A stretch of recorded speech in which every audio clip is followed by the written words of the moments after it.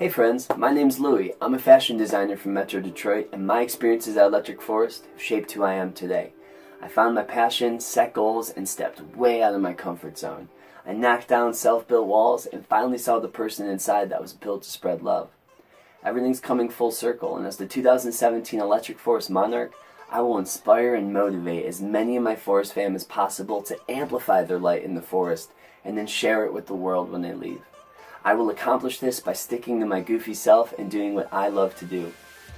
2014 was my first forest. It had been about a year since I left university with no idea what I was going to do, but I just started diving into one thing I always had some interest in, which was making clothes. I taught myself to sew that winter and was excited to bring with me that skill to this magical wonderland. And two life-changing things ended up happening that year. First, I became friends with Emerson J. They were one of the instrumental forester selections, and they wanted to wear my pieces on stage during their set.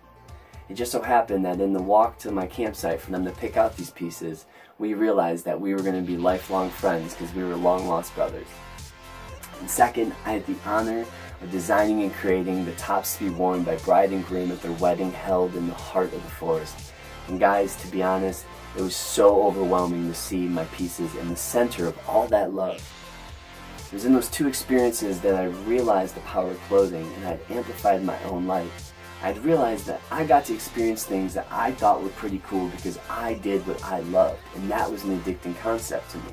So fast forward through countless experiences, opportunities to grow, and lessons to 2016, and back to the forest I was heading, with a much deeper understanding of who I was and what I wanted out of life. Last year, two life-changing things happened again. First, I mentioned to Muzzy in his AMA that I make clothes, which was followed by unexpected love from the Reddit community, allowing some of my pieces to find homes before the forest. It was during Nightmare's set that one of these pieces floated past me. I was dancing and I looked up, and the first thing I thought was, wow, that's a gnarly shirt. That's my shirt! And just had this crazy moment. Him and I actually ended up linking up after the festival, became friends, and have gone to some shows together here in Detroit. And second, I had the most powerful experience of my life at the Bass Nectar set. Not the most powerful set or the most powerful festival moment of my life, but the most powerful experience of my life. My walls were down. I was able to see myself, and not to sound silly, but it was the first time in my life that I was happy with who and what I saw. I had realized all the love that I could spread just by doing what I love to do. I had realized that all the lessons I learned playing sports growing up needed to be applied to my life. Calm down and lead by example. By you doing what you love, others will do what they love. And isn't that the point of this festival and of life? To spread love by amplifying the love within yourself? So I have to let you know, I don't go anywhere without two things. My sewing machine, because you never know when it's time to set up somewhere gnarly and turn vibes into a shirt. And second, my kitty mask, because you never know when it's time to feel like an alien.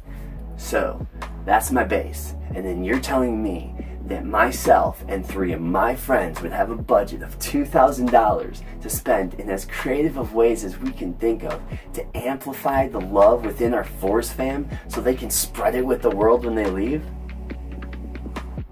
Well, I introduce to you 2017's Do What You Love campaign.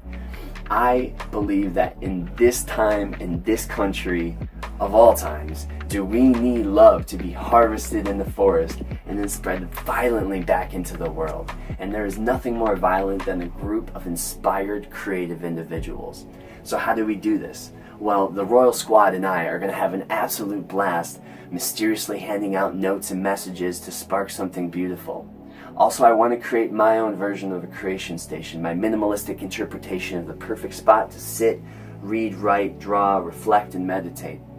I want to hold a blank canvas challenge in this space where we pick some forester artists and give them a time frame, like a few hours, and say, you have to decorate this and do what you do and do what you love, and then we'll auction off those pieces and give all the money to a charity afterwards.